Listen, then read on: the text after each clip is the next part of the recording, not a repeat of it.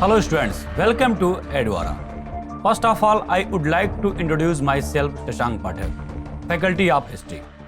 Dear students, आज प्राचीन इतिहास के अंतर्गत जिस महत्वपूर्ण टॉपिक पर हम परिचर्चा करने जा रहे हैं, इतिहास में उसे मौर्य साम्राज्य के रूप में जाना जाता है। चंद्रगुप्त मौर्य।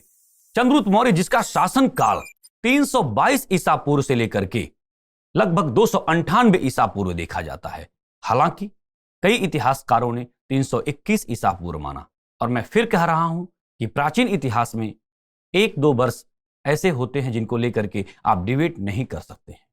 जिस तरह से स्टोन एज यानी कि पाषाण काल में हजारों साल के अंतर को लेकर के हम और आप बहस नहीं करते हैं, ठीक उसी तरीके से आप देखेंगे जैसे जैसे इतिहास निकट आता जाएगा वैसे वैसे यह अंतर भी कम होता जाएगा, लेकिन लगभग शब्द का प्रयोग जरूर होगा। कुछ इतिहासकारों ने 322 ईसा पूर्व माना, कुछ इतिहासकारों ने 321 ईसा पूर्व माना। तो हमें स्वीकार करना होगा कि 322 ईसा पूर्व में मगध साम्राज्य में एक ऐसा नायक आता है जो उस समय की दशा और दिशा को बदल करके रख देता है। इतिहास उसे चंद्रगुप्त मौर्य के नाम से बुलाता है।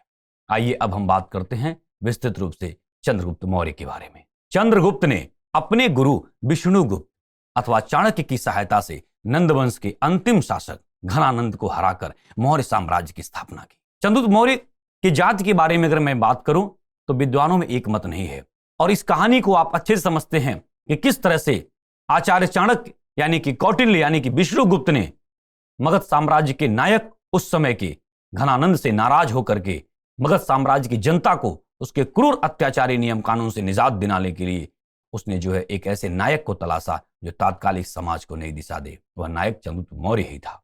खैर, आइए उसकी जाति के बारे में बात करते हैं। चंद्रगुप्त मौर्य किस जाति का था, कब जन्म हुआ, कहां जन्म हुआ, किस परिवार में जन्म हुआ, इस बात को लेकर के इतिहासकारों में पर्याप्त मतभेद बना हुआ है। एक छोटी सी घटना का उल्लेख इतिहास में मिलता है। कहा जाता है कि चंद्रगुप्त मौर्य जो था वह क्षत्रिय कुल से था। हालांकि मैं अभी महत्वपूर्ण स्रोतों की बात करूंगा, लेकिन एक सामान्य बात पहले मैं आपके बीच में रखना चाहता हूं। कुछ इतिहासकारों ने कहा कि चंद्रगुप्त मौर्य क्षत्रिय कुल का था, और इसके पीछे उन्होंने क्या आधार दिया। उन्होंने कहा कि जो गणराज्य हुआ करते थे 6वीं शताब्दी ईसा पूर्व में, उन गणराज्यों के बारे में मैंने आपसे विस्तृत व्याख्या की है, और आप यहां पर एक बार पुनः देख सकते हैं कि कपिलवस्तु के शाक्य, पावा के मल्ल, कुशीनारा के मल्ल, रामग्राम के कोली, पिप्पलवन के मोरी, केशपुत्र के कालम, सुमसुमारगिर के भग, मिथिला के विदे, वैशाली के लिच्छवि, इन्हीं गणराज्यों में पिप्पलवन के मोरी गणराज्य का उल्लेख मिलता है।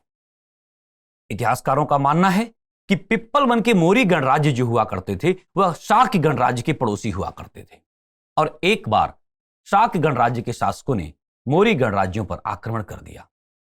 कहा जाता है इसी मोरी गणराज्य के प्रमुख का पुत्र था चंद्रगुप्त मौर्य। उसके नाम के आगे मौर्य लगने का तात्पर्य यहीं से लिया जाता है। परिवार क्षत विक्षत हो गया, और ऐसे में चंद्रगुप्त अपने परिवार से दूर हो गया। उसका लालन पालन दूसरी जगह पर होता है, विशेष करके एक लुहार के वहां। और जब आचार्य चाणक्य तक्षशिला की ओर प्रस्थान करता है, उसी समय उसकी मुलाकात चंद्रगुप्त मौर्य से होती है, जिसको अपने साथ ले जाकर के तक्षशिला में शिक्षा दीक्षा दिया, जो आगे चल करके देश का नायक बनता है। खैर, आइए उन महत्वपूर्ण स्रोतों की बात करें जहां पर चंद्रगुप्त को अलग अलग जातियों से अभिहित किया गया।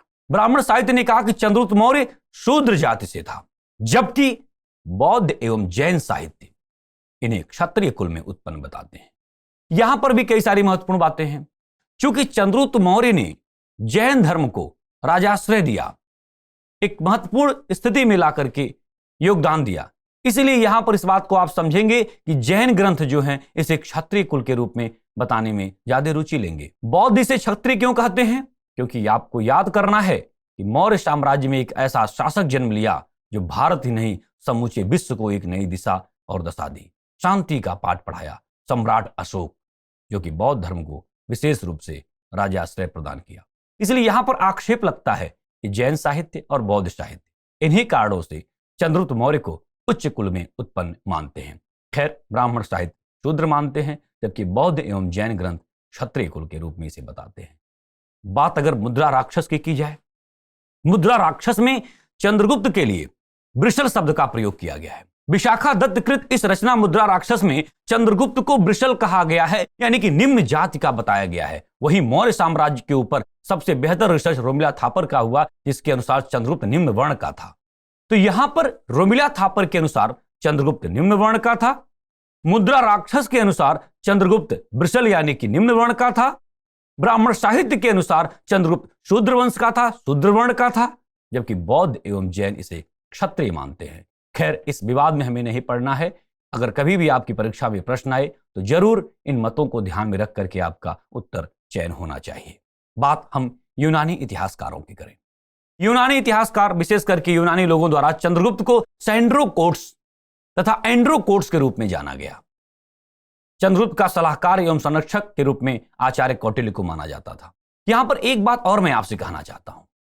प्रश्न ये उठता है कि आचार्य कौटिल्य यानी कि विष्णुगुप्त यानी कि चाणक्य ब्राह्मण था और वह उस समय मगध के शासक घनानंद का घोर विरोधी था। घनानंद शूद्र था, वह शूद्र राज से मुक्ति दिलाना चाहता था जनता को।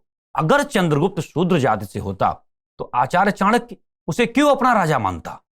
तो यहां पर यह भी एक बहुत महत्वपूर्ण प्रश्न है कि हो सकता है कि चंद्रगुप्त मौर्य शूद्र ना हो बल्कि क्षत्रिय वर्ण से हो, क्योंकि अगर वो शूद्र होता तो आचार्य चाणक्य अपने राजा के रूप में उसको नहीं ले सकता था। लेकिन यह उन विद्वानों की बात है जिन्होंने चाणक्य की मंशा को, चाणक्य की बात को, चाणक्य की सोच को नहीं समझा। क्योंकि ये वही आचार्य चाणक्य है, जब सिकंदर 326 ईसा पूर्व में भारतीय सीमा में प्रवेश करता है तो इसका एक ही वाक्य है कि राष्ट्र प्रेम सर्वोपरि होना चाहिए। कोई भी शासन करे, ब्राह्मण, क्षत्रिय, वैश्य, शूद्र, लेकिन देश प्रेम, राष्ट्र प्रेम, वहां पर कोई कमी नहीं होनी चाहिए। इसलिए हम इस बात को मान सकते हैं कि हो सकता है चंद्रगुप्त शूद्र हो, लेकिन चूंकि उसके अंदर जो देश प्रेम की भावना थी उससे प्रभावित होकर के चाणक्य उसे अपना राजा मानता है। खैर, इस विवाद में बहुत ज्यादा नहीं पड़ना, हमें इनके मतों को ही मानना जरूरी है। चाणक्य का मूल नाम विष्णुगुप्त था, इस बात को आप अच्छे से समझते हैं। चंद्रगुप्त ने सेल्यूकस निकेटर को हराया, यह भी एक बहुत महत्वपूर्ण घटना है। कहा जाता है कि जिस समय चंद्रगुप्त मगध साम्राज्य का शासक था उस समय विदेशियों के हाथ पांव फूल रहे थे, लेकिन एक आक्रांता 305 ईसा पूर्व में भारत के पश्चिमी सीमा प्रांत पर आक्रमण करता है। उसकी बात संक्षिप्त में आपको बता दूं।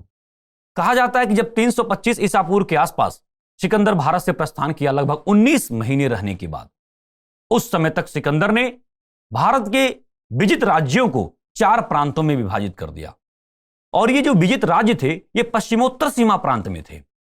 आप देखेंगे जिसमें आम्भी, इसके साथ ही साथ जो है पोरस, इन सभी लोगों को, फिलिप द्वितीय, इन सभी लोगों को अपने विजित साम्राज्य का नायक बनाया, क्षत्रप बनाया। और एक समय के बाद जब कहानी आगे बढ़ती है और 323 ईसा पूर्व में सिकंदर की मृत्यु हो जाती है, उसके बाद कुछ समय तक यूनानियों का भारत के पश्चिमोत्तर सीमा प्रांत पर नियंत्रण स्थापित रहता है। सिकंदर के सेनापतियों में एक युवा सेनापति के नाम का उल्लेख है जिसे सेल्यूकस निकेटर कहा जाता है। कहा जाता है कि सेल्यूकस निकेटर भारत के पश्चिमोत्तर सीमा प्रांत पर ही बस गया, जिसे वैक्ट्रिया के रूप में जाना जाता है, यानी कि हिंद यवन। और सेल्यूकस निकेटर पुनः भारत के उन क्षेत्रों पर अपना नियंत्रण स्थापित करना चाहता था जिस पर चंद्रगुप्त मौर्य ने अपना नियंत्रण स्थापित कर लिया था। क्योंकि आपको पता है कि मैंने पिछली क्लास में आपको बताया था कि जब चंद्रगुप्त मौर्य अपने गुरु चाणक्य के साथ मगध राज्य की राजधानी पाटलिपुत्र पर आक्रमण किया तो वहां पर पहली बार उसे पराजय का सामना करना पड़ा। और उस वाक्य से आपको समझ में आ रहा होगा कि अगर बीच की रोटी खाएंगे तो जलेंगे और किनारे की रोटी खाएंगे तो संपूर्ण रोटी को खा जाएंगे। इसी तरीके से उसने आसपास के उन राज्यों को विजित करना शुरू किया जिस पर यवनों ने कब्जा किया था। और चंद्रगुप्त उन राज्यों को जीतते हुए मगध को एक महत्वपूर्ण केंद्र के रूप में विजित किया। जब चंद्रगुप्त मौर्य ने पश्चिमोत्तर सीमा प्रांत के राज्यों को जीता उस समय उस पर यूनानियों का अधिकार था। सेल्यूकस निकेटर उसे अपना मानता था क्योंकि वह, आप देखेंगे, सिकंदर का सेनापति था और सिकंदर का सेनापति होने के नाते उसको यही था कि पश्चिमोत्तर सीमा प्रांत हमारा है। इसीलिए 305 ईसा पूर्व में सेल्यूकस निकेटर जो है भारत के पश्चिमी क्षेत्र पर आक्रमण करता है। यहां से एक कहानी जुड़ी हुई है। कहा जाता है कि सेल्यूकस जब पंजाब की तरफ बढ़ रहा था तो उसके बाद वह वहां से अपने सैनिकों को रोकता है और अपने भेष को बदल करके मौर्य राज्य की राजधानी पाटलिपुत्र पहुंचता है। सेल्यूकस ने सोचा कि मैं यहां पर गुप्त रूप से आऊंगा और यहां के लोगों से मुलाकात करूंगा, यहां की राजधानी के बारे में भेद लूंगा और फिर मैं आक्रमण करूंगा। लेकिन सेल्यूकस इस बात को भूल गया था कि वह जिस राज्य की सीमा में प्रवेश कर रहा है उस राज्य का नायक चंद्रगुप्त मौर्य तो है ही, लेकिन उसका प्रधानमंत्री आचार्य चाणक्य। कहानी दिलचस्प तब होती है कि जब सेल्यूकस भारतीय सीमा में प्रवेश किया और सेल्यूकस जिस व्यक्ति की सहायता से पाटलिपुत्र पहुंच रहा था, वह व्यक्ति कोई और नहीं बल्कि चाणक्य का ही गुप्तचर था। जब सेल्यूकस पाटलिपुत्र पहुंचा और राजप्रसाद में जहां चंद्रगुप्त और चाणक्य बैठे हुए थे, जैसे ही सेल्यूकस वहां पर पहुंचता है, चाणक्य ने कहा, आओ सेल्यूकस आओ। सेल्यूकस घबरा गया। यह गुप्त सूचना कैसे मिली? कहा जाता है कि वहां क्षमा याचना करता है और इसके बाद वह वापस चला जाता है। लेकिन युद्ध तो होना ही था, क्योंकि महत्वाकांक्षा जब टकराती है तो धरा रक्त रंजित हो जाती है। कहानी आगे बढ़ी, लेकिन जब चंद्रगुप्त के सामने सेल्यूकस के सामने चंद्रगुप्त, सेल्यूकस ने चंद्रगुप्त की विशाल सेना को देख करके घबरा गया। उसको लगा कि संधि करना ही ज्यादा अच्छा है। इस तरह से सेल्यूकस और चंद्रगुप्त मौर्य के मध्य संधि हो जाता है। जिस संधि की शर्तों के अनुसार सेल्यूकस ने अपनी पुत्री का विवाह चंद्रगुप्त मौर्य से किया और अफगानिस्तान के 4 प्रांत काबुल, कांधार, हेरात और मकरान चंद्रगुप्त मौर्य को प्रदान किया। इस तरह से भारतीय सीमा संपूर्ण भारतीय उपमहाद्वीप तक फैल गई और यहां पर आप देखेंगे कि मगध साम्राज्य का अब टंकार बजने लगा। खैर, दास्ताए हिंदुस्तान में मौर्य साम्राज्य की बात मैं कर रहा हूं और कई अन्य महत्वपूर्ण बिंदुओं पर आइए बात करते हैं। सेल्यूकस ने सिंधु नदी पार की और भारतीय शासक चंद्रगुप्त से युद्ध किया, जिसके बारे में हमने आपसे डिटेल में बात की। चंद्रगुप्त मौर्य के दरबार में सेल्यूकस ने अपनी राजदूत मेगास्थनीज को भेजा। हालांकि अभी इंडिका के बारे में हम लोगों ने चर्चा की है और वहां पर हम लोगों ने विस्तृत रूप में इस बात को बताया, तो आप यहां पर समझ सकते हैं कि सेल्यूकस ने ही मेगास्थनीज को चंद्रगुप्त मौर्य के दरबार में भेजा था। सेल्यूकस और चंद्रगुप्त के बीच में वैवाहिक संबंध भी स्थापित हुए, जिसके बारे में हमने आपको बताया। दहेज के रूप में चंद्रगुप्त को एरिया, अराकोसिया, जेड्रोसिया, पेरिपेमिस्रेई प्राप्त हुए। इसी को काबुल, कांधार, हेरात और मकरान के नाम से जाना जाता है। चंद्रगुप्त ने सेल्यूकस को 500 हाथी उपहार में दिए थे। देना जरूरी भी था, रिश्ते मधुर बन रहे थे। हम कह सकते हैं कि पहला अंतरराष्ट्रीय विवाह यहां पर देखने को आपको मिल रहा है। वर्तमान समय में तो बहुत अंतरराष्ट्रीय विवाह हो रहे हैं, लेकिन यहां पर चंद्रगुप्त मौर्य दूर दृष्टिकोण का था। अच्छा, ऐसा नहीं है कि चंद्रगुप्त मौर्य ने पहला विवाह किया, और भी विवाह उसने किए हुए थे, लेकिन यह भी उसके एक नीति के तहत ही था। चंद्रगुप्त मौर्य के बारे में और उसके प्रशासन के बारे में हम डिटेल में बात करेंगे, एक विस्तृत व्याख्या आपके बीच में रखेंगे। लेकिन उससे पहले मैं बता दूं कि उसका जीवन अंत कैसे हुआ। अपने जीवन के अंतिम क्षणों में चंद्रगुप्त जैन मुनि भद्रबाहु का शिष्य बन गया तथा श्रवणबेलगोला के स्थान पर काया क्लेश द्वारा प्राण त्याग दिए। काया क्लेश एक शब्द यहां पर आपको देखने को मिला। काया क्लेश का मतलब होता है संथारा, इसी को बोलते हैं संलेखना। यानी कि जैन धर्म में एक समय के बाद उपवास व्रत द्वारा अपने प्राण का त्याग कर देना काया क्लेश कहलाता है, संथारा कहलाता है, संलेखना कहलाता है। और कई बार ये प्रश्न जो है परीक्षा में बना।